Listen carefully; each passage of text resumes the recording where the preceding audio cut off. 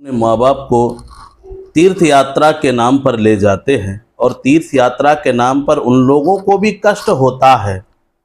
ऐसा कष्ट कि वह बेचारे नहीं कह पाते हैं। फिर हम देखते हैं पहाड़ों पर बेजुबान जानवरों पर बैठ बैठ कर उनको ले जाया जाता है। अब बेचारे वो बेजुबान जानवर जिनको कुछ भी नहीं मालूम है, खच्चर जैसे, और हम अपने माता पिता को जीवन में कभी भी खच्चर पर बैठाते हैं। ऐसा भी एक समय आता है जब हम उनसे कहते हैं कि आप खच्चर पर बैठाइए। वो प्लास्टिक के ही सही हम लोगों को हर समय पालने में, झूलने में अथवा घोड़ों पर बैठाते हैं और हम उन्हें बुढ़ापे पर खच्चर पर बैठा देते हैं। इतने बड़े बड़े पर्वत, अभी को लोग कहते हैं कि वो चलने में असमर्थ हैं, तीर्थ नहीं कर सकते।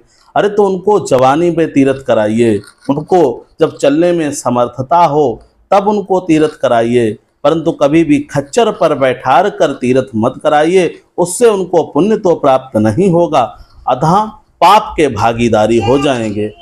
वो मूक जानवर जो धरा पर अपना कर्ज चुकाने के लिए आया है, उसको और कर्ज में क्यों डाला जाए और उस पर कर्जा क्यों बना जाए।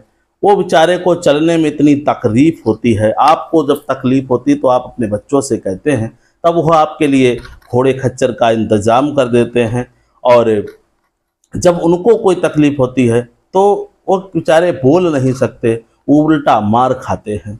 तो यह कोई बड़ी बात नहीं है कि यह कुदरत की मार है, ये उसी के लिए हो, नहीं आपके लिए भी बराबर है।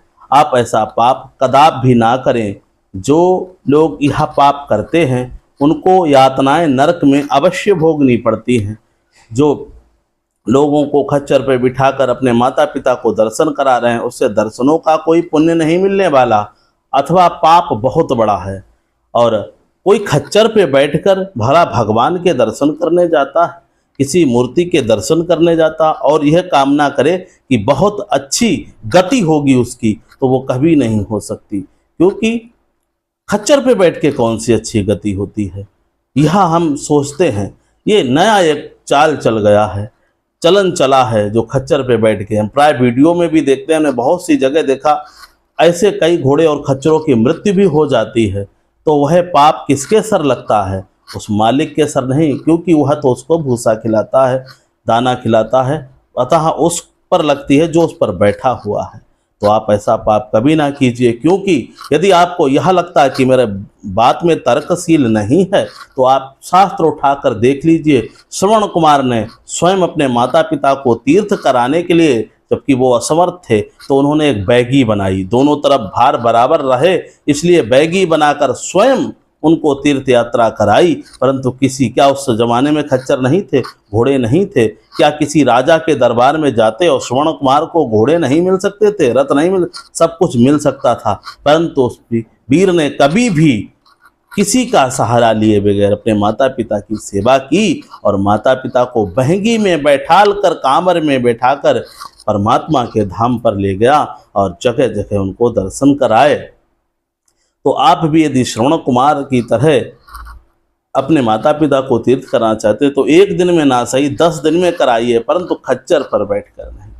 उन्हें अपने सामर्थ्य के अनुसार ले जाइए, उन्हें अच्छे दर्शन कराइए, ताकि उनका गौरव बना रहे, और आंखें बंद होने के बाद जब भगवान के पास जाएं तो फिर शर्मिंदा ना होना पड़े।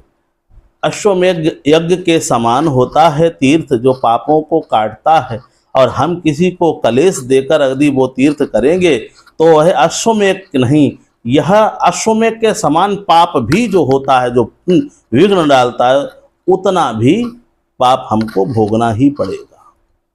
आप ये समझ लीजिए। तो कभी भी हमें ऐसा कोई नहीं, हम लोग तीर्थ पे भी जाएं तो भंडारे में भोजन नहीं करते, क्योंकि वह पता नहीं भोजन कैसा बना हुआ होगा, किसने बनाया होगा, कैसे हुआ, पैसा लाया होगा, तो नहीं करते। हम क्यों वहाँ पर क्या करने गए हैं? कोई घूमने नहीं गए हैं, कोई मौज मस्ती के लिए नहीं गए। हम लोग वहाँ अपने धर्म को मजबूत करने, तीर्थ करने गए, पाप को काटने के लिए गए हैं धाम पर, प्रभु के हमारे कष्टों का निवारण हो, और इसलिए गए हुए हैं। और वहाँ भी हम यही करें तो फिर और कहाँ जाएंगे निवारण करने के लिए, आप ये समझ लीजिए।